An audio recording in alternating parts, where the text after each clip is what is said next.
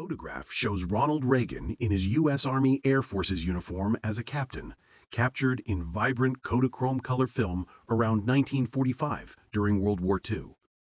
Reagan, who had poor eyesight that limited him to stateside service, was assigned to the 1st Motion Picture Unit in Culver City, California, where he narrated and appeared in training films. The Prohibition era in the United States, enforced by the 18th Amendment from 1920 to 1933, banned the manufacture, sale, and transportation of alcohol, but it faced widespread opposition.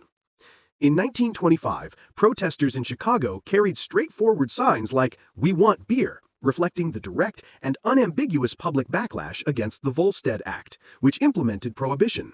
Paul Wolfowitz served as the president of the World Bank from June 2005 until his resignation in June 2007 amid controversies unrelated to this incident.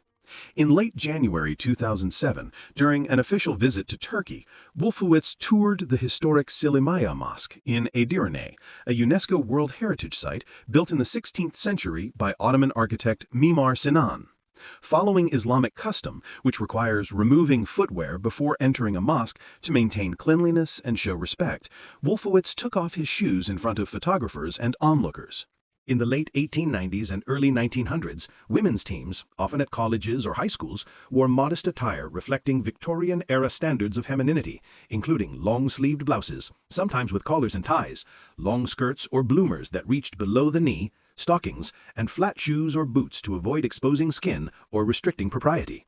Corsets were commonly worn underneath these uniforms as part of everyday women's fashion in the 1890s and 1900s, providing a structured silhouette but severely limiting mobility and breathing during play. Training corsets were even introduced for young girls around this time to accustom them to the garment. Perhaps most unique was the fashion choice of the Radcliffe women's basketball team of 1896, which wore a unique design of brown torque band pleats and below-the-knee skirts, which were considerably shorter than the standard length of the time, which required permission from the families of the players before they were allowed to be worn.